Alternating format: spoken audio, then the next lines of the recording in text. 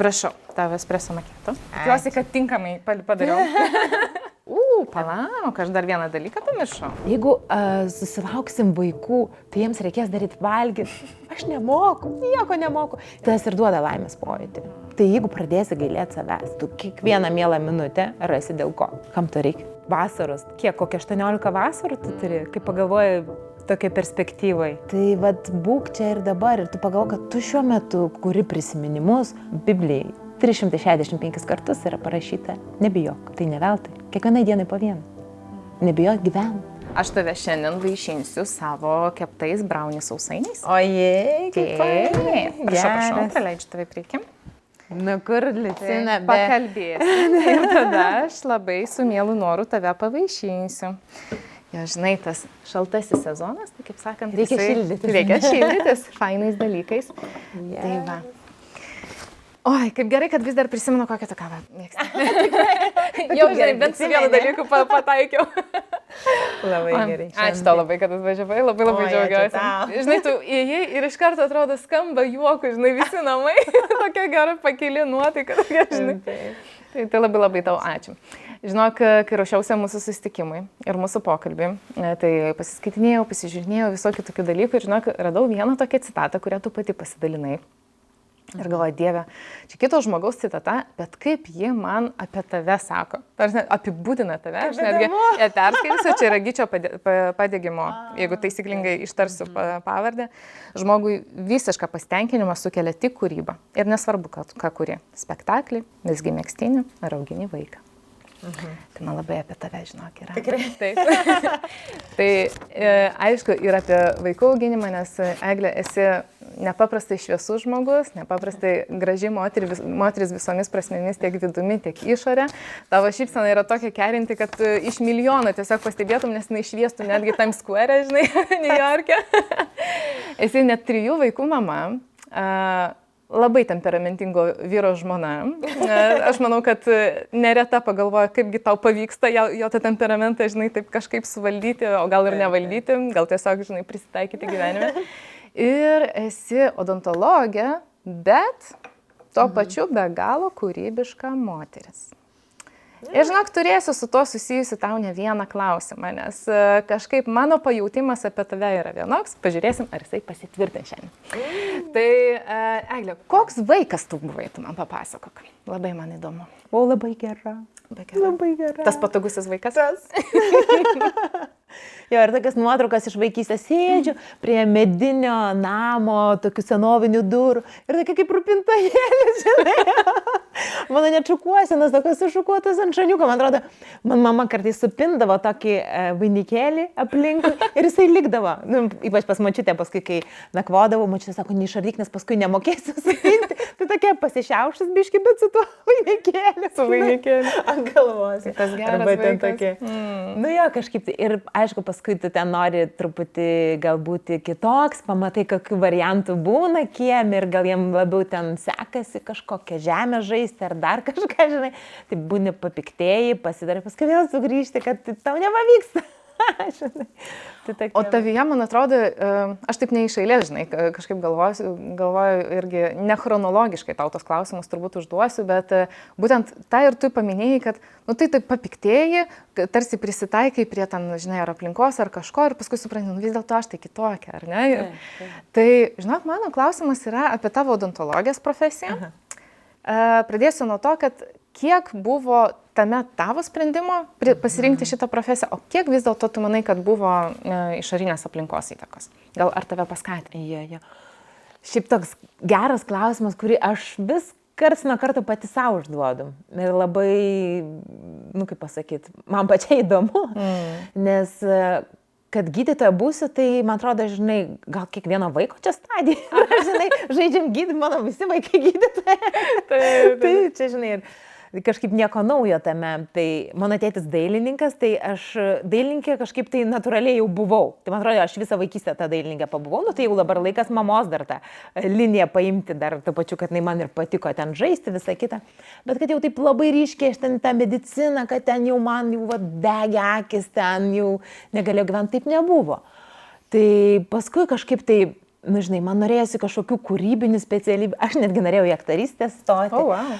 Jo, bet mane labai ryškiai atkalbėjo. Okay. Atkalbėjo ir sakė, čia jau yra, arba ten, pažiūrėjau, anglų kalba, nes aš įsivaizduoju, anglų kokią filologiją studijuoju, tu susišneki visam pasauliu, tarkim, keliauji, tokia utopija atrodo, bet, tokia buvo mano vizija ir man norėjos kažko kūrybingo, keliauti, pažinti, paliesti, ko nepaliesto dar.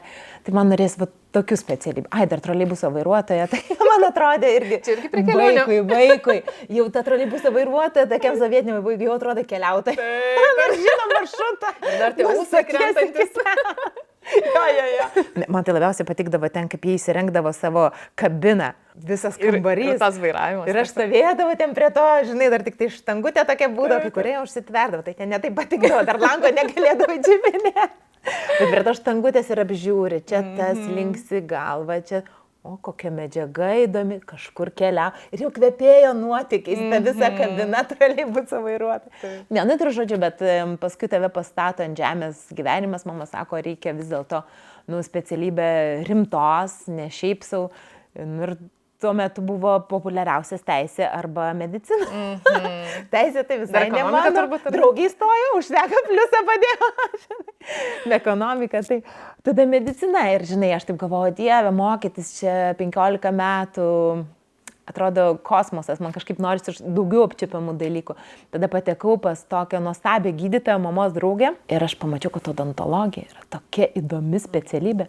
Kaip jinai mokėjo prieiti prie manęs, kiek visko man tada buvo įdomu, nes aš turėjau tą blogąją patirtį odontologus nuo savo vaikystės, kur man ten pasakytum, kad aš odontologė būsiu, galvotų, košmaras, nejuokaukit. Visų žmonių baubas, ar ne? Baubas, taip, visiškai, žinai. Ir tada patekau ir tą kabinetą, jos tą švelnumą visą.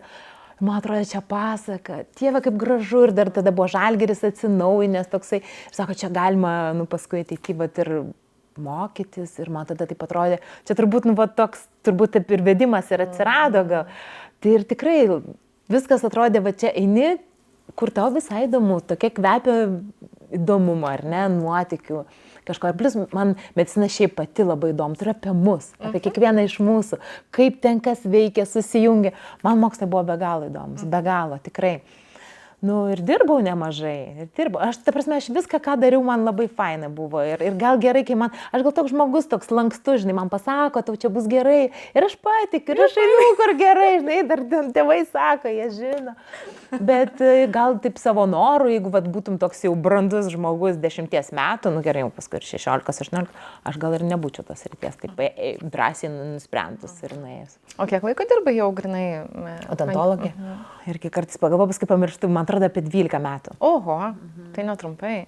Ir tada sutikai savo vyrą ir, žodžiu, prasidėjo pas jūs rugpjūčiai. Nes girdėjau, kad pas jūs rugpjūtis tai yra ir sužadėtuvės, vestuvės, vaikų gimtadieniai visi. Ir tada šiais metais nusipirkau rugpjūtį. Tai, žodžiu, ir tada prasidėjo rugpjūčio era, ar ne? Tai tada truputėlį ir nuo odontologijos. Bet ne, su Luka, kai susipažinom, tai aš dirbau dar labai uoliai. Kad dažnai klausia, sako, tai turbūt pacientas buvo. Jo, bet paskui po pirmo vaiko, po Magdas nebeišėjau. Kažkaip tai pajutau tą didžiulę amplitudę gyvenimo, nes iš tikrųjų, kai tu pajunti atsakomybę už darbus, už tai, kiek paskolų pasiėmė, kaip čia už pacientus galiausiai. Didžiulė atsakomybė, aš net savo neleisdavau atostogauti daugiau negu 2 savaitės, nes vienam tas atsitiks, kitam tas, žinau, kad kito vestuvės, kitam reikia greičiau pabaigti darbą ir pats įsispraudė tas atsakomybės ir nebesi laisvas iš tikrųjų. Ir matai, kad kartais aš pastebiu, kad mano gyvenimas daugeliu atveju praleistas būna burnoje. Sakau, nepastebėjau, kaip alyvos pražydėjo. Tikrai nepastebėjau. Va. Nes tu įsifokusuoji. Aš kažkaip gal sudėtingai ekvilibruoju tos dalykus, kur čia atskirti darbą, nes tu visą sielą pasineri. Labai įvažiuoji. Ir manau, kai mane dažnai stabdo, sako, palauk, ar tikrai nereikia. Tai jis man tą padeda iš tikrųjų sudėlioti. Tai po to pamačiau, kiek laimės yra šeimoje, nors ir buvo labai sunku, bet daug labiau smagu ir gera. Ir ta jausmų amplitudė, ta ir kūryba tokia, šiaip būtinė. Aš jau buvau pamiršus, ką reiškia lyginti, ką reiškia ten, nes viskas yra darbe, tai išlygins kažkas kitas ten. Ir tu tame pajutai iš naujo malonumą. Taip. Aš iš tikrųjų ir gal norėjau tave, žinai, paklausti, nes mes labai dažnai, aš irgi esu tarp tų moterų, kur, pavyzdžiui, jau kalbinau iki tavęs ne vieną. Ir tikrai tiek iš mano lūpų, tiek iš kitų moterų būna ta frazė, žinai, aš lenkiu galvą prieš tas moteris, kurios 24 valandas per parą, 7 dienas per savaitę būna mama, žinai, kurios neskuba grįžti į darbą, kurios, žinai, atsiduoda, kur, pavyzdžiui, neskuba vaiko išleisti į darželį. Ir tu tikrai esi ta mama. Ir aš galvoju, kaip norėčiau pakalbinti tokią moterį, žinai, kuri būtent tą ir savirealizacijos, žinai, tą jausmą irgi pajunta, šeimoje, ne tik per profesiją, nes savirealizacija ir nėra tik apie darbą. Tai prasme, kad kiekviena ir suranda būtent savo būdą savirealizuoti ir pajausti savo, tai, žinai, visas duotybės, jas kažkaip įgyvendinti. Tai ką tau reiškia auginti vaikus? Ką tu ten atradai? Žinok, aš atradau tiek daug savęs, aš to pačiu dar grįžau ir į vaikystę. Man vienas gražiausių momentų yra vaikystė. Tokia spalvota, tiek visko daug. Ir netgi mes grįžom į žvėryną. Mes grįžom, nusipirkom senam name butą, visiškai senam, galima sakyti, griuvančiam. Ir man buvo taip gera, vaiko tėvai net nesuprato, kad čia kaip tikrai tokiam gyventi, žinai. O man buvo tie sentimentai. Ir man viskas taip grįžo atgal į mano vaikystę. Ir vėl tas Vingio parkas, vėl ties senos gatvės su medinukais. Rojus man visiškai. Ir grįžau jo, ir į tą vaikystę, ir lėtumą. Aš taip pasilgau tą lėtumą. Pasirodo, man jo taip reikėjo. Vaikščioti ilgai su vežimėliu. 2-3 valandas. Visiškai.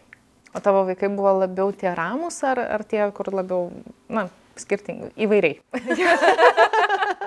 Magdutė pati pirmoji, tai ramybė visiškai. Tai mane taip užliuliavo, dėl to aš tas ramybės turėjau ir ją atradau, ar ne. Jo, Benukas jau mažiau, Martina dar mažiau. Taip mane ugdė, gal kaip ir mama, žinai, visokių amplitudžių turėt, kad neužsiliuliuot vienai vietai. Tai labai man daug, nežinau, aš atradau paprastus dalykus buityje, kokie yra gražus, smagus ir tarsi naujai patirti. Man viskas labai patiko. Valgyt pradėjau gaminti. Iš tikrųjų, panika man būdavo, jeigu galvodavau, kad jeigu susilauksim vaikų, tai jiems reikės daryti valgyt. Aš nemoku, nieko nemoku. Ir aš netgi, kai laukiausi Magdos, man ištikdavo tai, kad naktį atsikeliu, gerai, jeigu košė, tai deda kaip ten į vandenį, į pieną. O man tokie baziniai dalykai, iš tikrųjų baziniai. Bet paskui ateina ir iš tikrųjų tame radau smagumą. Kotletus, kaip pirmą kartą tada kepiau. Žinok, nuoširdžiai. Bet aš ir galvoju, žinai, kaip tu manai, kodėl vienom moterim tai yra ta užknisanti buitis, nuo kurios reikia pabėgti, pailsėti, žinai, o tau tai yra tie klodai, kur, wow, ar dėl to, kad, žinai, tiesiog tu, gal kitos ir iki tol kotletus turėdavo, bet gal ne visada, žinai, o tau, kad tiesiog viso to tarsi trūko. Gali būti, iš tikrųjų, gali būti. Aš tai manau, apskritai gal mano ta motinystė tokia brandi, galima sakyti, buvo. Aš jau iki tol tos ir karjeros pasiekiau ir paragavau to, kame mokiausi, visko. Aš pabuvau jau, žinai, ir ponė daktarė, kaip sakant, ir viską atsiskleidžiu, man atrodo. Viską, bet nemažai. O paskui ateini ir tokiam pilnom kojom į namus būti pilnai mama. Man atrodo, tas pilnumo buvimas ten, kur tu esi, o ne taip truputį ten, tas ir duoda laimės pojūtį. Kai arba dirbi, arba tą, nes labai dabar blaško viską. Ir tada tu pradedi jausti, kad tu kažko nedadarai, kažkur galėtum, žiūrėk, valandą laiko turi laisvo. Tai jau turėjai turbūt nemažai dalykų būtų nuveikęs. Tai aš sau leidžiu tame momente paskęsti. Ir aš nežinau, aš tai šiaip kažkur tai gal dėl to, kad ieško visokių pozityvumų visame kame, kad juoktis iš savęs. Dieve, esi miegojęs 2,5 valandas. Ką tu produktyvus, kažką čia nuveiksi. Tai aš venk, žinai, sėdi savo vonioje, žinai, ir juokiesi iš savęs. Laiptuką turėtų. Važiuojam žygdarbių daryti. Aišku, vyras labai padeda pažvelgti viską juokingai, tą tokį savironį įsijungti. Nes kitaip, tai jeigu pradėsi gailėti savęs, tu kiekvieną mielą minutę rasi dėl ko. Kam to reikia? Tada užsigrauši, būsi nelaiminga ir viskas nervuos. Nuo purvinos sofos iki tai, kad tu šaltą kavą geri, žinai. Gurkšnį padaryk, kol dar šilta. Bet čia, žinok, yra auksiniai žodžiai. Iš tikrųjų, visiškai auksiniai žodžiai. Ir kol kalbėjau, aš irgi prisiminiau tokius netgi 2 šaltinius, daugiau, nes vienas iš jų kalba apie tai, kad būtent tas, žinai, taip vadinamas dar prieš keliarius metus be proto populiarus multitaskinimas. Žinai, kai tu vienu metu labai daug kažko padarai ir tu esi maksimaliai tam produktyvus ir, žodžiu, tokie žmonės yra labai vertinami kaip darbuotojai ir taip toliau. Ir dabar jau yra labai daug tokių tyrimų daroma ir statistikų išvedama apie tai, kad kaip tik multitaskinimas sumažina tavo produktyvumą kaip minimum 20%, būna, kad iki 60% netgi. Tai yra vienas tas dalykas, o kitas būtent apie tą gyvenimą čia ir dabar. Ir tikrai aš pradėjau domėtis Ikigai filosofija, kuri kilusi iš Japonijos. Ir būtent tai yra vienas iš tokių svarbiausių, žinai, punktų, kodėl žmonės ilgiau gyvena, kodėl jie laimingiau gyvena, kodėl jie kiekvieną dieną keliasi ir jiems yra jausmas, kad gyvenimas yra vertas gyventi. Ir būtent tas gebėjimas susitelkti į akimirką, į gyvenimą čia ir dabar. Ir tą tu irgi pasakai. Tiesiog, žinai, man gal tiesiog kyla klausimas, galbūt galėtum pasidalinti savo įžvalgą, kaip tu manai, kodėl tau taip pavyksta, nes mes atrodo visi tokie išsibarsti ir mes tie šiauriečiai, žinai, kurie tokie labiau orientuoti esame į produktyvumą, į ten visus tos darbus ir vat, būtent kuo daugiau. O pas tave tu tokio, žinai, nu taip, 2,5 valandos pamiegojo, koks čia tu produktyvumas, žinai. Taip. Iš kur pas tave atsirado, gal su vaikais, ar visada pas tave buvo tas suvokimas? Dabar turėjo mažiau. Žinok, tikrai turiu dabar mažiau ir galvoju, kaip vat jį vėl susigrąžinti. Nes aš žinau, kad aš niekam nieko neturiu atsiskaityti, padaryti. Ką aš auginu vaiką? Tiek yra daug. Man, aišku, padėdavo malda ir dažnai, atsiprašau, kalbėdavausi su vienuolėm. Ir sako, aš kartais sakau, žinai, nueinu bažnyčią, nieko negirdėjau. Dar pamačiau, kaip ponė apsirengus kokiu paltu, dar va taip va, negana to, kad mišių negirdžiu. O Melija kažkur ten beraminant vaikus. Ir man tokia savigrauža užimdavo ir sako, tu augini vaiką, čia yra tavo malda, čia yra tavo visko labai daug. Nenorėk iš savęs daugiau, tiesiog augink vaiką ir susitelk kitai. Tai vad gal tokie pašnekesiai ir vėl savęs susigrąžinti. Mano vyras irgi labai sako, nėra nusikaltimas pailsėti. Žinai, jeigu, pavyzdžiui, miega vaikas, miegok tu. Tas toksai, nes tu, vat, kaip sakai teisingai, esi vertingas tada, kai padarai daug darbų. Vat vien jau Luko mama irgi klausiaus, jau nuo ryto atsikėlus, ten buvo, ten nėra. Aš taip klausau, galvau, o Dieve, ir taip jaučiu, kad nieko aš nepadariau, aš tik atsikėliau, ką tik žinai, ir tada tokia vėl tėdė, ne.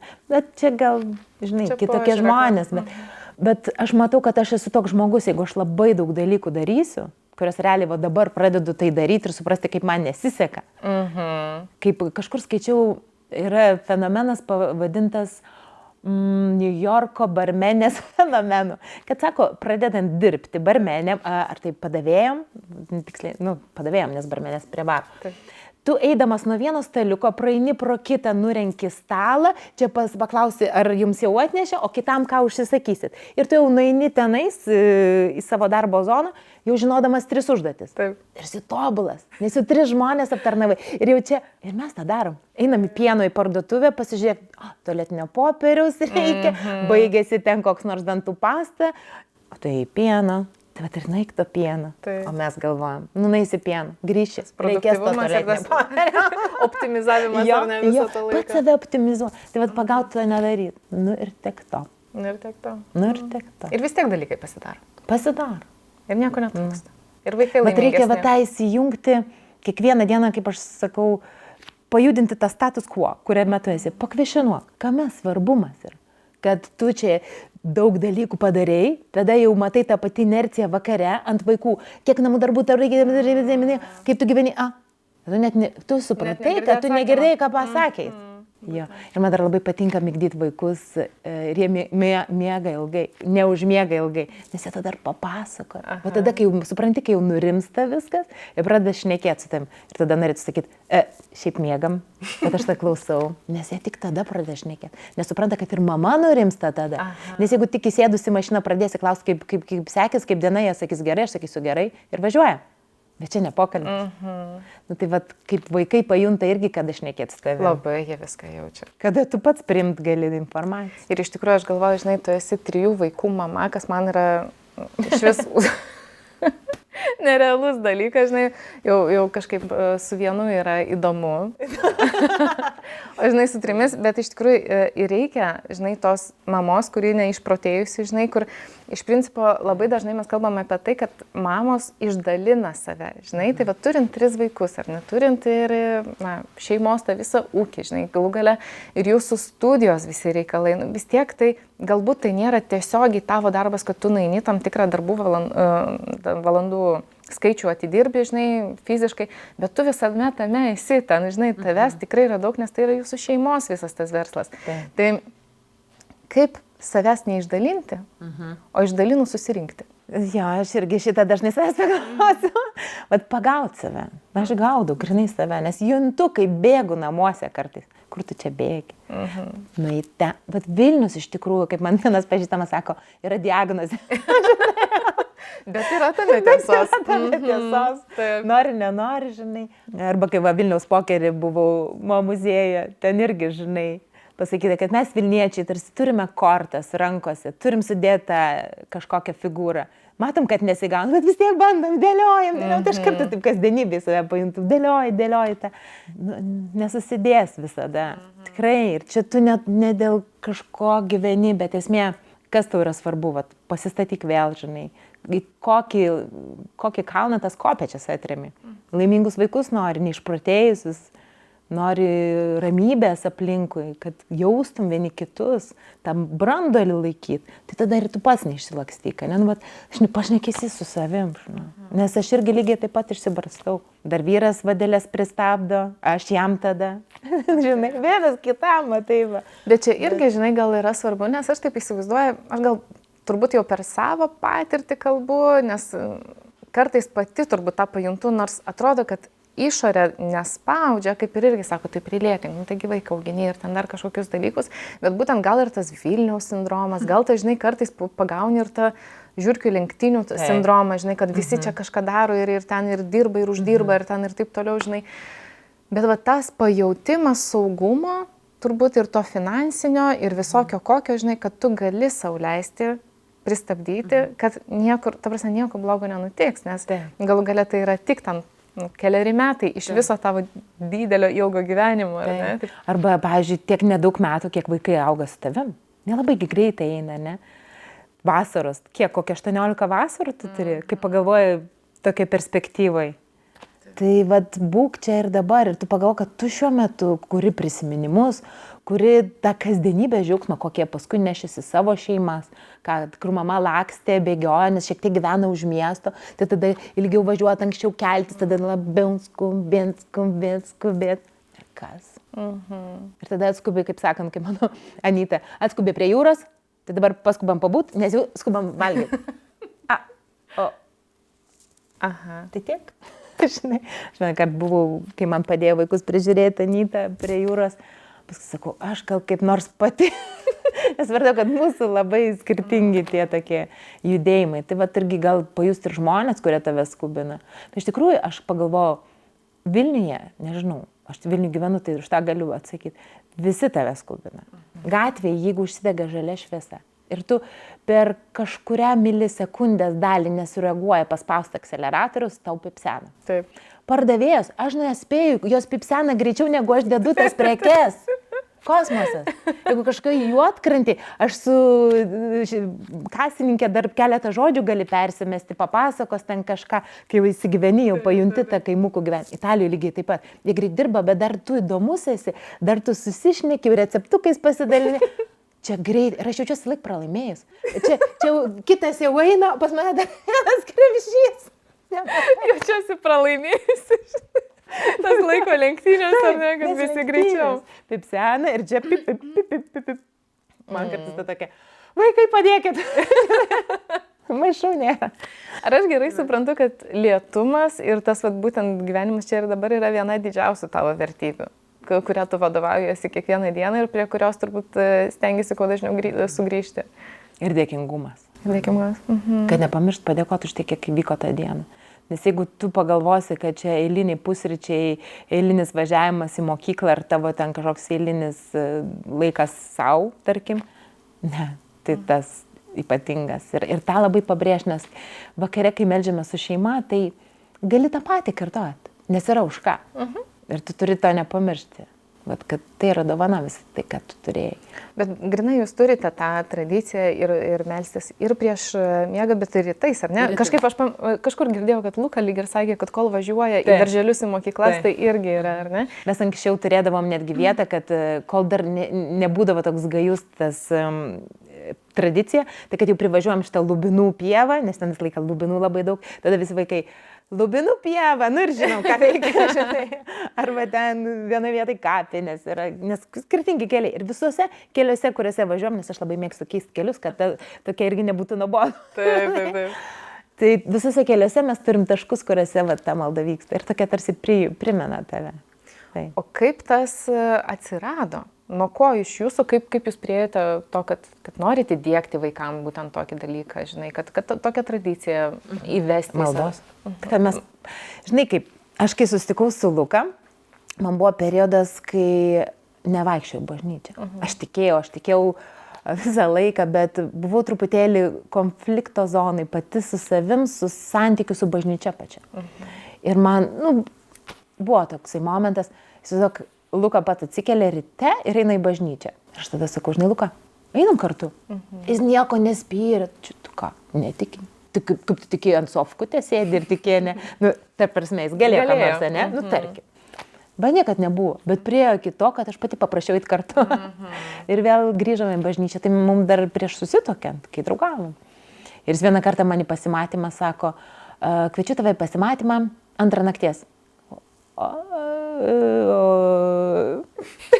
Gerai. Sako, jeigu nori, gali pagalvėlę pasimti. Gerai, gal neimsiu. Ir atėjom į adoraciją. Jonito bažnyčios adoraciją. Ir man buvo taip tikra. Bet kaip įmanoma? 2 žmonės, visiškai skirtingi. Luka atvažiavo, tai jis netgi ne šefų dirbo, jis maratonai, dviračiais, biatlono dviračius ten, žodžiu, visiškai į sportą tam pasinėris ir ten, aš kaip suprantu, jis treniravo netgi, ar ne? Treniravo. Buvo bendro pasirengimo treneris, sportinio biatlono komandos, paskui dar su Žalgiriu futbolininkais, paskui ir su krepšininkais jaunaisiais, žodžiu. Bet kuriuo atveju, tai yra italas, kuris atvažiavo į Lietuvą, kuris, žinai, užsiema iš principo sportų, tu odontologija, užaugusi Vilniuje, Lietuvoje, kažkokiu būdu jūs užupyje susitinkate ir dar pas jūs yra tas, žinai, vertybinis pagrindas tas pats. Ta prasme, aš nežinau, ar aš sugebėčiau iš savo 50 pažįstamų rasti žmogų, kuris būtų tikintis ir norėtų 2 nakties eiti į adoracijas. Nepriverščiau, man atrodo, žinok. Ir tikrai aš savo antrosios pusės nesurasčiau ir man nebūtų to klik mano žmogus, nes aš su juo galiu 2 nakties nueiti į adoracijas. Kai mes dar net nei susituokę, nei tai, žinai, mums reikia melstis, kad mums ten dievulis kažko duotų, žinai, ar ten dar kažkaip. Tai aš irgi labai norėjau vyro tikinčio. Ne? Kažkaip, žinai, man taip juokinga, sako, iš tikrųjų labai atsargiai tu svajok. Aš atsimenu, pirmą kartą pasižiūrėjau filmą Levita Belė, pagalvojau, kosmosas čia yra absoliučiai apie meilę, apie tą tikrą meilę. Kaip išlikti mylinčiu, pozityviu, kai viskas griūna, kai tu esi koncentracijos lagerį, kai tavo žmona atskirta, kai tu vaikui turi nupasakot gyvenimą dar čia, kaip pasaka, kaip žaidimą, ir tą pasaką, kuriais patikės. Ir kad, va čia yra visiška meilė, arba Tigras ir sniegas, kur Benini. Aš ten negaliu, aš dabar man pasakot, man jaudulys toks, ir aš sakau, čia taip tik, ir tas Benini yra sukūręs juos, režisierius ir vaidinėlio žmona. Aš sakau, čia tobulas vyras. Taip, gal negražus, gal ten ne kažkas neįsivaizduotum, bet čia tikra širdis, čia taip tikra.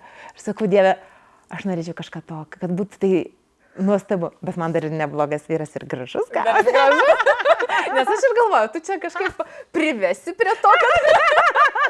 Kitaip čia man Luka. Jo čia, žinai, nedaug Dieve pažiūrės įrašą. Geriau nerizikuoti. Egle, o tu labiau tiki likimu ar tuo, kad mūsų indėlis yra į tai, kad mes savo gyvenimą sukurtume tokį, koks jisai yra? Tikiu Dievu. Tikiu Dievu. Aš tai manau, aš tiek nepridėliočiau čia nieko. Aš fantazijos tiek neturiu. Nors kartais galvoju, kad labai daug turiu. Absoliučiai ne.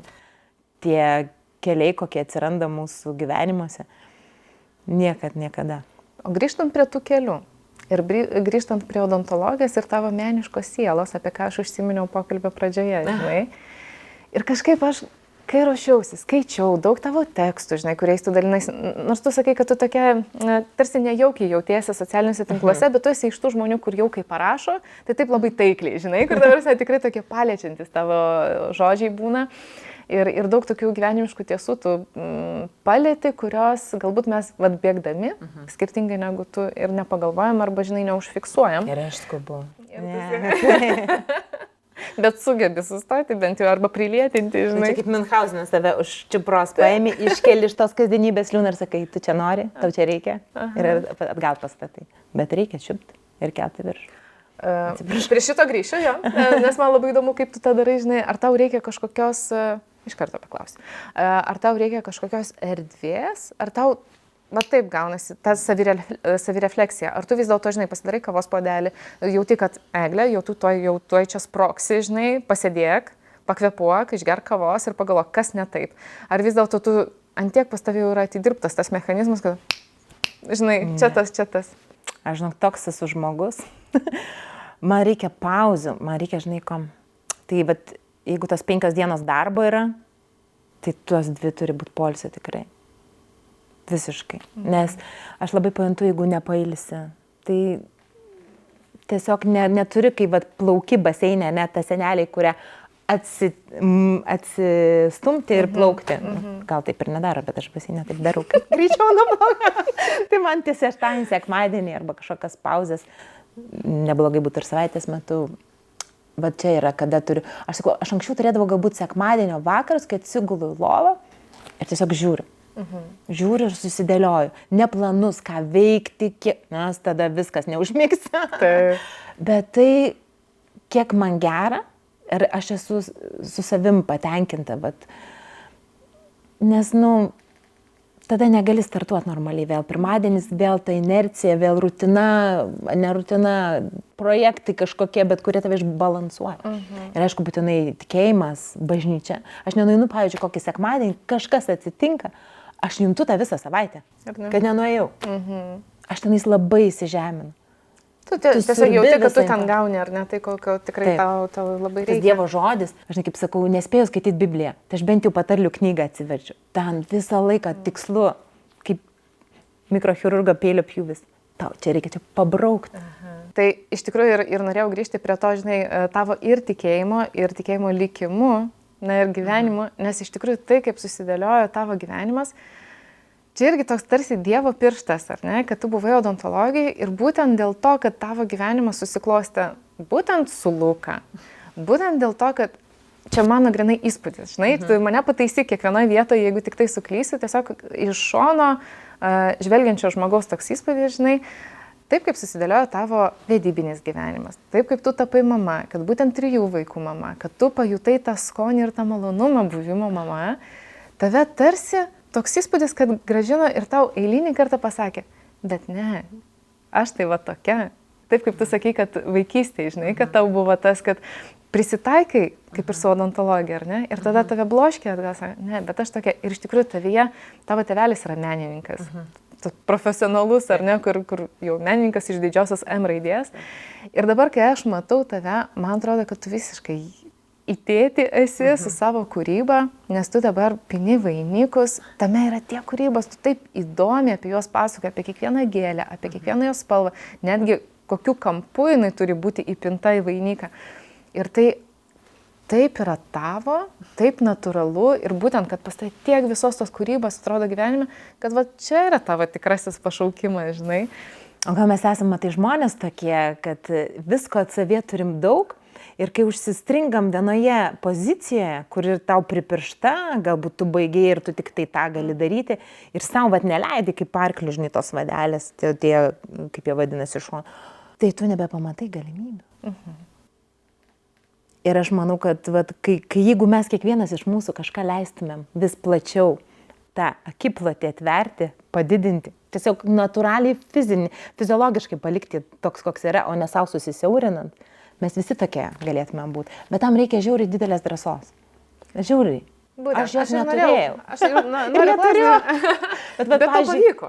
Už tai, kad turiu palaikymo komandą. Man viena vienuolė Benjaminas sako, Egle, Biblijai 365 kartus yra parašyta, nebijok. Tai ne veltui. Kiekvienai dienai po vieną. Nebijok gyvenk. O ką tu žinai? Kiek kas? Ar tu pabandyti nenorėtum? To, ano. Šiaip tai norėčiau. Bet ką mes dažniausiai pasakytum? Neturiu laiko. O tai kada? O tai kažkada, kai kažkokios durys užsidaro, atsiveria kiti keliai. Nes kitaip tik skersvėjai tokie gaunasi ir tu tik mėtaisi. Tai ir Luka, absoliučiai, aš be jo tokių sprendimų niekada nepriimčiau. Pavyzdžiui, šiuo metu, aš nežinau, kiek gyvenime man ko bus ir kaip kas, bet šiuo metu aš odontologijai savęs dabar nematau, nes tiesiog aš matau, kad iš manęs daugiau paimtų, negu aš galėčiau dar ir gauti. Ar ne, ten tiesiog duoti tau yra paprasta. Ir labai daug. Tikrai, taip. Aš bandžiau dirbti ir mažiau, bet labai teisingai kažkas, man atrodo, mano technikas yra pasakęs, įlipęs iki kelių plaukti negalėsi. O aš bandžiau pusę etato dirbti. Ir sunku, labai sunku. O pilnu etatu tada tikrai šeimos nematai. Pasakysiu nuoširdžiai, kad visą tą laiką nuo pat minties apie drąsą 365 kartus per metus tikrai pilnos akis buvo ašarų ir, sunkiai kažkaip galvojau apie kitas mintis ir tavyje labai tokių ir kontrastingų dalykų telpa, labai gražių. Nežinai, taip iš šono žiūrint atrodo, kaip labai dažnai sako, būtent kaip ir pati sakei, tai augina vaikus, ar ne, ten kažką. Bet kitas momentas, aš labai ne tai, kad stebiu, bet tiesiog matau labai taip natūraliai, tarp jūsų su Luka toks gražus santykis, žinai, yra tas, tiek Luka visada mano Eglė. Mano, jeigu ne Eglė. Tik Eglė gali, tik Eglės dėka, žinai, iš tavo pusės irgi būna labai gražių žodžių. Ir šiandien jų nuskambėjo, kad jeigu ne Lukas palaikymas, žinai, arba tai, kaip tu jį apibūdini kaip tėtį, žinai, kad kaip jisai savo vaidmenį ten atlieka, toks gražus pas jūs yra tas savitarpio, žinai, tos pagarbos, dėkingumo, tas visas. Kaip jums pavyksta, nes vis dėlto ir jūs dalinotės irgi, kad jūs neturite iš principo pagalbos auginant 3 vaikus, ar ne, nes, iš principo dviese dažniausiai, kartais tam atsiranda kam palikti vaikus, bet tikrai to visko ant jūsų 2 pečių yra labai daug. Žinai, kaip ta pagalba, man vis laik atrodo, kad per mažai, iš tikrųjų, sakai, kad turi vertinti tiek, kiek turi. Ir taip, iš tikrųjų, tai padeda, jeigu tik tai labai reikėtų, ir mano tėtis visą laiką, ir mama netgi stengiasi, nors ir sunkiau gal būna. Dažnai kaip ta širdis, jeigu jau atsiveria, kad nori, tai jau yra daug. Mano močiutė padėdavo be galo daug. Dieve, aš žiūrėdavau, jinai ateidavo pas kai Benukas jau gimė, mes jau gyvenom Lietuvoje, ir jinai ateidavo visą laiką su savo kostiumėliais gražiausiais. Perlų karolius užsideda, jinai ateina kaip į šventę savo anūką, pas anūkus išvesti į lauką ir jinai ar sninga, ar lietus, jinai visą laiką eina, nes sako, vaikas turi būti ore, grinam ore, miegoti. Ir aš taip atsimenu vienu momentu, tas 2,5 valandos pamiegojus išeinu balkoną ir man taip ašaros, žinai, dar tas nedamiegojimas duoda. Močiutė su žydru kostiumėliu eina ir rankinukas toks gražus, žinai. Jinai yra tai, kada tokius naudodavo netgi normaliai, nes vis laiką praktiškumo, ten skubantį bėg. Ir jinai tada net neskubėdavo labai stipriai, nes jinai ateidavo anksčiau negu susitarė. Tai ta pagalba man buvo kosminė, nes aišku ir pavargsti, nes tau dar paaiškina, kaip čia geriau, ką paplaut, ką padaryti, tai ten kažkur praleidė, bet esmė, kad tau žmogus dovanoja kiekvieną savo dieną ir jis tai ateina su kostiumėliu. Tai jau tu esi dėkingas 3 aukštais. O šiaip tai man atrodo tas gyvas santykis. Tau sunku ir pasakai, kad tau sunku. Aišku, kartais ir sakyti nereikia. Liūdna ir nagrinėjasi, kodėl tau liūdna ir kas yra, nes kartais, kai tu neišsikalbė, tavie vis tiek susikupia labai, o tada tu sproksti. Kai sproksti, aptaškai visus. Gal geriau mažam dozę. Tai ir pripažinti savo silpnumą, mesgi visi tokie žmonės esam, visiškai. Ir jeigu padedi įsidėti save į kažkokį tai rėmą, kokį tikisi kiti, tu jame netelpi, nes tu esi kitoks. Ir tada nervuojas. Ir to nereikia. Jo, tai tas toksai pastoviai pagaut save vėl vienas kitą, kaip sakau, nesusitinkam kartais, ar ne? Tu bėgdamas pasakai, sako, su draugu šnekam, sako, o kaip išnekatės, pavyzdžiui, su vyru, kartais vienas daro kavą, o tu ten užklausai. Tai tau vaikas, jeigu taip daro, tai mes negirdės, nei atsakys, nei ką. Tai lygiai taip pat ir vyras. Susėskit, kaip mes ar ne, matyti akis, jausti, tada tikra kava. Arba mes būna bėgdami ryte, pusryčius darydami, geriam kavą, paskui skambina Lukas, sako, gal geriam kavos? Ir man taip atrodo, mes geriam. Mes negeriam. O jūs abu kalbantis? Kalbantis. Aš gavau, kad kalbanti, tai supratau, kad netiek daug. Ar ne? Jo, šiaip kalbam, bet žinai irgi kartais nuryji, pasakai paskui, užsirašau aš netgi, kad nepamiršti jo, bet nekalbėsi blogai. Žinok, aš turėsiu tau dovaną šiandien, kuri yra būtent, mes su Tadu taikome šitą dalyką, kad mes vienas kitam pradėjom rašyti laiškus. Man dabar, kai pasakai, kad užsirašai, tai tada, nes mes tokie, aš kalbantį, Tadas ne, ir man visą laiką norisi viską išsikalbėti, bet žinai, kai antra pusė, ne taip komunikuoja, tarkim, kitais būdais. Ir pamenu, kai man buvo ypatingai sunku išspręsti kažkokį konfliktą, tai mes atradom tą būdą, kad galima vienas kitam laišką parašyti ir pabaigoje būtinai parašyti PS myliu tave. Tai padovanosiu tau užrašinę, kurią labai džiaugsiuosi, jeigu galbūt ir jūs savo gyvenime pritaikysit ir turėsite, žinai, kažkur, tai žinai, kad ir meilės laiškelį palikti. Žinai, nebūtina kitam, kartais ir savo. Labai gerai, PS myliu tave. Myliu save, žinai. Tai ta irgi labai fainai kartais yra padaryti. O ir rašote dažnai laiškus? Pavyksta? Pavyksta, bet kažkaip jau dabar galvoju, kad senokai poreikis buvo. Aš kartais mintise rašau laišką iš tikrųjų, o paskui galvoju, atsisėščiau ir man startuoti labai sunku. Man lengviau kažkur tai, arba specialiai parašau, kad čia dar ne įžanga, nes įžanga turėtų būti kažkokia užkabinanti, žinai. Taip kaip postus aš, pavyzdžiui, Instagrame galvoju, kad jeigu tu esi tokioje socialinėje erdvėje, tu turi kažką atnešti. Ne taip įdėti kažkokią nuotrauką, kažką, bet kažkokią žinutę daugiau negu tik estetika, ar ne, tarkim. Ir aš taip ruošiuosi.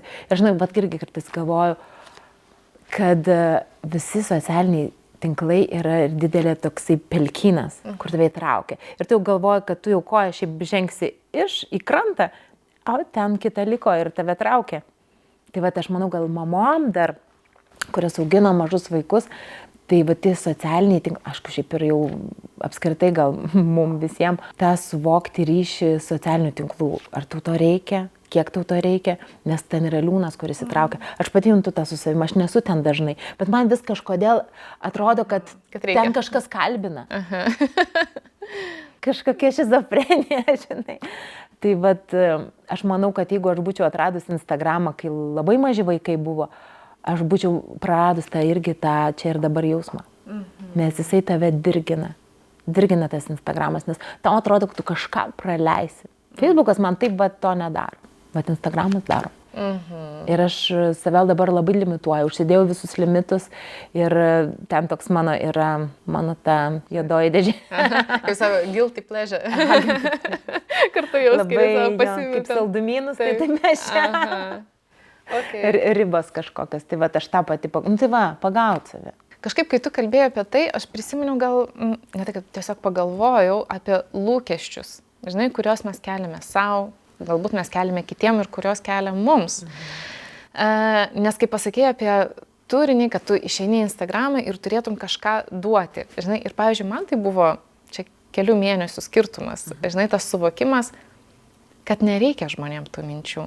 Man tarsi norisi parašyti, man tarsi norisi kažkokią gilesnę mintį perteikti, bet žmonėm to nereikia, žinai, jiem užtenka to vizualo, apie kurį tu kalbi, nes to žmonės ten ateina, tiesiog pailsėti, tiesiog ten pabūti ir, žinai, per daug gal nesigilinant ir ten, žinai, neapsikraunant. Tai tada ir klausimas, ar ne, tai koks iš tikrųjų tas lūkestis tavo pačios, kokį lūkestį turi, kaip nenusivilti, žinai, dalykuose, kur, pavyzdžiui, tu galbūt savo standartus kažkokius susikuri, ar ne, gal pasiduodi į kažkokią kūrybą, kaip tarkim, kalbėkime, nežinau, apie vainikus, apie studijos, kažkokius dekorus ten ir panašiai, bet kaip tu galbūt suvaldai ir savo pačios lūkestį, ir tą pajautimą, kad gal iš išorės kažkokį lūkestį jauti, ar savo, kokia tu turi būti, kaip tu sakai, Anyta, ar ne, kokia tu mama turi būti, kaip pas tave sutvarkyta turi būti, ten ir panašiai. Ir vėlgi, va, tas įsižeminimas, žinai, kad ne, čia ne apie mane, mano lūkestis yra kitoks. Arba ten, tarkim, šiandien nepavyko, pabandysiu kitaip, ten, žinai, kitokį būdą, arba ten, tai nieko tokio, kad šitas niekas ten, žinai, kažkaip nesureagavo, arba ten, ar yra kažkokių tokių momentų gyvenime? Kad ne kiti turi valdyti tavo gyvenimus. Ne kiti absoliučiai. Kai nebežinau, ką daryti, aš pasimeldžiu, išgeriu vandens, atsikvepiu ir einu gyventi savo gyvenimą iš tikrųjų, o ne prikištų. Nes tikrai kiti labai moka. Nejučiom. Aš galvoju, žinai, čia yra žodžiai labai sąmoningo žmogaus, labai brandaus žmogaus. Ar visada tokia buvo ir visą laiką tavo mąstymas buvo toks, ar vis dėlto jisai atėjo po tam tikrų, nežinau, išgyvenimų, galbūt, nežinau, iš kažko? Žinau, ką čia Dievo, aš neturėjau didelių išgyvenimų. Tikrai, tarkim, jeigu kažką labai sukrečiančio, bet man kas galbūt, manau, daug ką davė, kad aš baigiau sustiprintą literatūrinę klasę. Ir mano mokytoja labai mus skatindavo interpretuoti, išsikalbėti. Ir mūsų, kai buvo sujungtos pamokos viena po kitos, jinai dažnai ir po skambučio leisdavo kalbėti ir rašyti. Mums tiek viduje užvirdavo diskusijų, kalbant apie bet kokį kūrinį.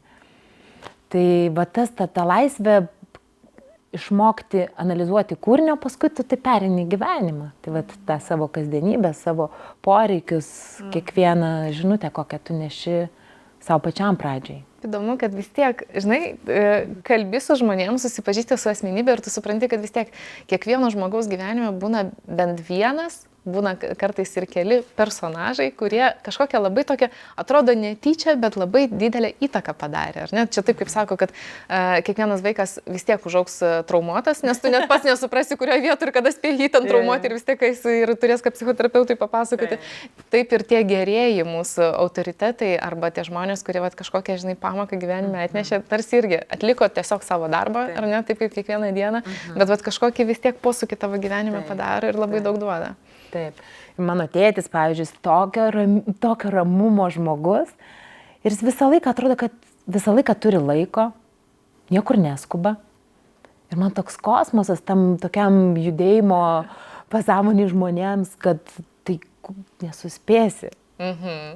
Trupučiuką net pastumti norisi, žinai. Ir visą laiką jis tau pasako taip, jeigu kažką tai ten jo paprašai, nes jis visą laiką atranda laiko. O paskui tai susėdi, tu ten nusiplukęs pasakoji, kiek tu čia apibėgai, o jis sako, o tu matei prūdę šitus ančiukus, kokie gražus buvo. Aš anksčiau neprūdę, aš gyvenau prie pat Vilnelės užupė ir jam tai būdavo gražu stebėti ančiukus pro langą. Ir aš dažnai matydavau kažkokį tai judesi už, o jis matančiukus. Ir jis va taip irgi sugražina. Ir aš kartais va irgi, dabar mano vaikai pas jį lanko dailę ir man tokia laimė, nes tai yra ne dailės pamokos, tai yra tokia gyvenimo sulėtinimo, nes jeigu aš save su savo pagreičiu, kad ir kiek ten save stabdydama vaikus įvedu į tą skubėjimo ratą, tai mano tėtis piški. Galit šiandien nieko nepiešti. Pažiūrėkite baltą lapą. O kodėl? Arba būna, aš sakau, padėk vaikus, aš apeisiu čia dar ir po valandos grįšiu. Sakau, tai tu prisėsk. Sakau, nu tėti, tai papiešk ir tu. Ir tada taip atrodo, papiešt. Čia. Dabar. Tai tu žinai, šiaip turi tiek dar padaryti ir galvoji, dabar laisvas laikas, kai vaikai. Ir tada sėdi, sugauni save ir pieši. Kosmos. Pradžiai žiauriai nervuotai, o paskui tik atsipalaiduoja 10 minutę. 10 likus po tų 40. Tai va tie pagavimai iš tikrųjų, nes man nežinau, man tai žiauriai yra kirvis tie bėgimai. Ir man kažkas būna parašo ir pasako, o tai kur tu bėgi? O tai gerai, mūsų pokalbį beklausant tada atrodo, tai turėjai tu planuose 10 punktų, tai tu jų tiesiog atsisakai ar kažkaip kitaip perdėliai. Ir jie paskui paaiškėjo, kad netokie reikšmingi buvo, nereikalingi. Nes man reikėjo tų 10 minučių laisvo piešimo. Nes tas 40 buvo... Tai čia gal ir yra atsakymas, kaip save išdalinus vėl atgal susirinkti? Bent jau kartą savaitėj, 2 kartus labai gerai. Čia kaip sako žmogui, kad išgyventų reikia 2 apsikabinimų per dieną, kad žydėtų 4, kad gerai jaustųsi 4, aš čia skaičius kur, bet kad čia taip skambėtų, o kad būtų žydintis 10. Laiko savo, susistabdymų ir... Ir tuo pačiu, man atrodo, kad tame yra, žinai, vietos mintims ir kūrybai. Ir gal, kai tu moki susikurti tos erdvės, savo jos skirti, tada ir atsirado vainikų pynimas. Nes tamegi labai daug yra, ar ne? Tu tiesiog tai yra toks imlus laikui darbas, tam kiekvieną tą, žinai, siūliuką, kiekvieną žolelę, visus tas dalykus. Tai papasakok, kaip atsirado vainikai tavo gyvenime ir kodėl pradėjai jos daryti. Čia išpratėjusi, atrodo, vainikų daro. Mes juokiamės, nes buvo į mano kursus atėję mano kolegos. Ir sako, Eglė, tu vainikus burnoj darai dabar išorėje. Ir juokiamės visą laiką, aš nesu kolegė. Šiaip, žinok, vainikus aš kalėdom visą laiką daryti. Visą laiką kažkaip prisimenu. Naidavau eglišakių, dažniausiai tų nereikalingų pasimdavau. Ir vaikam, tarp kitko, man buvo labai gražu perduoti tą tokią tradiciją pasidaryti, ar ne? Tai atsimenu, pas mus atrodė kaip tvartė per adventą. Aš leisdavau, kad ir krenta gerai čia. O paskui galiausiai eglišakiai tie, kur subijina, tai jau tokie nelabai, žinai, bet vis tiek smagu, kad vaikai kažką prisideda prie tų kalėdų kūrimo ir daryti patiem. Paskui dovanodom krikštą tėvam ir taip toliau. Tai, žodžiu, toks kalėdinis vainikas taip. Bet patys visi tokie kiti nekalėdiniai, kaip atsirado, tai buvo taip, kad mes su vaikais išėjom tokiu metu, kur pilna kaštonų. Ir sūnus turėjo striukę, kurioje buvo labai daug vidinių kišenių. Ir žinai, kaip vaikai, visas kišenės išorinės ir vidinės. Ir žinai, ir tada kaip tik kitą dieną buvo tai, kad sužinom kažkoks atvejis mokykloje, karantinas, neišeinam iš namų. Benas atsineša savo kuprinę, sako, žiūrėk, mamytė, čia kaštonai visur. Sako, ką darom? Ir man toks juokas, žinai, sako, ką darom? Paskui žiūriu, aš kartais vainiką palieku ant sienos kabėti, nes man suapvalina mintis, užapvalina tos kampus gyvenimiškus. Ir sakau, klausyk, šitas toks apibirėjęs, nuo praeito advento, nuo praeitų kalėdų visų kabo. Apdėliokim kaštonais. Ir vaikam toks crazy idėja. Darom. Padarė, mums tai patiko, aišku, po kokių 3 dienų viskas nukrito, nes tie kaštonai išvežė ant šoką. Ir taip naktį girdai, Bildukas ar visiškai. Bet ta mintis tai patiko ir paskui užsikabini ir pradėjom daryti kartu. Ir su tais klijais apsideginom, visi po puslę turėjom, kaip tavo gyjam. Aišku, ten. Bet va ta kūryba atsirado, taigi galima daryti daugiau, ne tik kalėdinius. Ir man užsikabinau ir kaip pradėjau galvoti, iš ko dar, iš visur mačiau kaip medžiagą, žinai. Tai ir man pačiai, žinok, aš pati labai nemėgstu laikrodžio. Taip, tokio irgi nemėgstu. Jis mane gyrė, tai dėl to aš nešioju. Man reikia pagirimų, žinai, kažkieno variklį. Tu tiek žingsnių nuėjai, tiek tu šaunuolė. Aš čia su savim kovoju dar. Bet esmė, kad ir pagalvoju apie puikybę. Vainikas vietoj laikrodžio. Ir pas mus visą laiką, žinau, kad virš televizoriaus, čia uždėčiau laikrodį, viskas užsipildytų, būtų labai gerai. Ir sakau, o kodėl vainiko negaliu? Uždėjau vainiką, viskas. Užsidarė. Laimingi laiko neskaičiuoja. Taip. Tai pas mus yra tas mažas, kur orkai tai. Ir tada būna, kiek valandų palauk. Taip, uždengia. Jo, tai va, man ir tada pradėjau pinti iš visko, visai ir juokinga pačiai su savim pasidarė. Ir visai smagu. Iš tikrųjų labai laikui imlus dalykas, nes visų pirma, tu turi prie to prieiti, tu greitai nepadarysi. Čia yra kūryba. Taip. Ir kam tu tai darai, tai dėlioja. Ir aš tau norėjau padaryti, bet laiko nedarėjau. Ir galvoju, greit nedarysiu. Bet kai padarysiu. Bet mes turėjome tavo advento vainiką. Tai tikrai labai tokia sukuria namuose savo aurą ir tos žvakės, kurias paskui degini, žinai, kiekvieną savaitę. Iš tikrųjų mes irgi labai mėgstam, vainiką dabar Viržių pasidariau, pas mus apvalus stalas, apvalus vainikas. Kiekvieną vakarą užsidegam žvakę ir taip iš karto visiems nurimsta. Ir ne tik prieš miegą tada noriu pakalbėti ir prie stalo. Labai apjungia tas dalykas. Man patinka, aš žinok, netgi atsimenu pirmoji savo klinikai, padarė baldus, aš čia jau turiu dirbti ir aš sakau, kažkas negerai. Man tas baldininkas sako, tai kaip šnekėjom, stalčiukui, Aš tai galvoju, kažkas negerai, sakau, žinot ką, apvalinkit visus kampus. Ir apvalino visus kampus.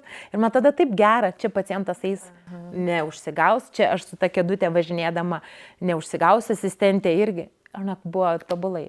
Ir jisai sako, Žinai, dabar vėl grįšiu, žinok, prie japonų, bet yra dabar tas labai populiarus Japandi stilius, kur yra skandinavų ir japonų tokia kaip sintezė. Ir ten viskas yra užapvalintom, nes iš gamtos labai daug paimta, bet visur yra užapvalinti kampai, visur visos tokios aptakios labai formos, tiek minkštų baldų, tiek netgi sienų dekoracijų ten ir panašiai. Tai klausyk, va, matai. O kaip Gaudį? Taip. Irgi paskui namo sienas padaro palėsada baldus, reikia palius, nes tų kampuotų nei...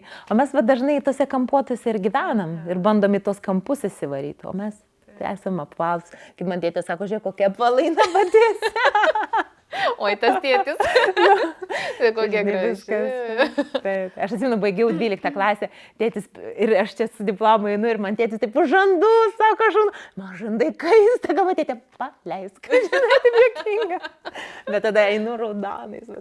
Pati sakai, kad tame labai daug kūrybos. Ir aš pamenu vieną tokį tavo įrašą apie spalvas, žinai, kad tu stebėjai labai italus, kaip jie, netgi jeigu yra pilka, jeigu, tarkim, jau tas vėsesnis sezonas, ar ne, kur ten jau gamtoje galbūt mažiau tų spalvų būna, tai jie arba spalvotus rūbus užsideda, arba netgi namus pradeda žyti, ten grindis sienas ir taip toliau. Visokius tokius dalykus. Ir aš tada pagalvojau, kiek tos italų kultūros tavyje apsigyveno, ar vis dėlto tu ir buvai sukurta tai šeimai tokia, žinai, dviejų kultūrų, kad tau tai yra labai artima, labai savita ir tu irgi taip mastai ir visada mastai. Man spalvas labai patinka visada, visą laiką. Mano, tarp kitko, tėtis, jo paveikslas, nežinau, ar esi mačiusi, ir labai ryškus, labai daug spalvų ir pas mane visą laiką tie paveikslai aplinkui, jo kūryba galiausiai. Ir mano tėtis, kai turėjom tie mūsų namai žvėrynė buvo, kur mano visa vaikystė, tai tokia tvora buvo link jo vedanti ir jinai buvo kvadračiukais mažais ištapytas, spalvotais. Žinai, kaip sovietmečio vaikų. Nežinau, aš kodėl taip sakau, bet esmė tai labai mums truko spalvų. Viskas buvo ir vienoda. Ir pilkoka, jeigu nebent tavo mama kokį nors ten nikštuką geltoną, ten ančiuką išmegsta, ar ne, tik tai savo dėka. Tai vat mano tėvai man labai kūrė spalvotą aplinką. Arba lubos, pas mus lubos buvo ištapytos. Ir aš atsimenu, prieš užmiegant galvodavau, kokias ten figūras yra. Ir toks miego patalas, susikūrė, atrodo, sapnas, susisentizuoja. Tai tų spalvų tikrai mano gyvenime labai daug ir aš pastebiu, kai aš rengiuosi tamsiai arba monotemiškai, monotoniškai, aš pajuntu, kad kažkas yra su nuotaika, tai yra tarsi pajudini save vėl, kodėl, kažkur slėpiesi, man patinka spalvos. Ir aš žaviuosi, dėl to man jie tarsi per naują pažadina, kažkur ten užkabina tą tokią iniciją drąsos vėl turėti spalvų. Ir pas mus namuose aš dabar labai drąsiai, žinai, kažkaip, aišku, kartais ta baimė atrodo, kad nusibos, bet tada kažką gali pakeisti. Jo, reikia, va ta drąsa iš tikrųjų pradėti. Girdėdama, kiek daug atsineši iš vaikystės ir kiek tam tikrų, atrodo, tokių smulkių dalykų tavo vaikystė turėjo įtakos tam, kokia tu susiformavai jau, žinai, kaip brandi asmenybė. Tiesiog pagalvojau, ką tu pati norėtum perduoti savo vaikams, kad jie iš tavęs irgi, kaip dabar jau jų mama, kad jie išsineštų ir būdami, žinai, 30, 40 ar dar vyresni, galbūt kažkas juos pakalbina ir irgi kažką prisimintų ir išsineštų iš savo vaikystės ir sakytų, čia mano mama. Kad kvepinti nuotėkiais. kad jie būtų, drąsūs daryti bet ką. Matyti daug ir žengti nebijoti su šitų žingsnių. Kad neužsidarytų į kvadratą.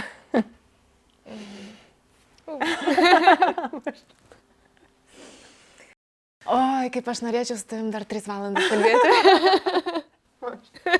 Baig žliumti, nes aš žliumsiu. Gerai. Žinai, kadangi Galiu moteris visą temą ir podcastą tikrai darau su mintimi apie moteris, kurioms galbūt kartais ir trūksta tų spalvų, bet kurios dažnai gal ir pristinga tos drąsos, kuriom nėra to šaltinio, kuris padrasintų ir pasakytų, žiūrėk, yra 365 dienos, žinai, į kurias tu gali įnešti tos drąsos ir tu privalai tą galų gale dalyką padaryti. Ar yra dalykas, kurio tu norėtum palinkėti tom moterim, kurioms trūksta tų spalvų, tos drąsos ir... Nenusivilti, vis tiek ieškoti. Jinai kažkur yra. Tai jeigu ten tavo artimieji nepalaiko, skaitykit knygas. Klausykit knygas, jeigu negalite skaityti. Aš, pavyzdžiui, irgi ne visada galiu skaityti, tai klausau. Galiu pasakyti, Dievo žodis. Man tai viskas yra. Galima pabandyti, jeigu netikintis, nueiti į tą bažnyčią. Atrasti, kažkas suskambės tavyje. Aš iš ten išsinešu labai daug stiprybės. tą visą ašį savo, viso ko. Ir tą jausmą, kad tu esi ne klaidas, tu esi dovana, tu esi jau sutvertas, tu esi čia. Tave Dievas čia atsiuntė. Tu būk laimingas. Nes jisai liūdės, jeigu tu nebūsi laiminga. Ir tu esi nelaiminga dėl to, kad tu kažko neatradai. Bet kai tu atrasi tą santykį, pamatysi, visi kiti irgi bus kitokie, nes mes viduje pradėsim šviesėti.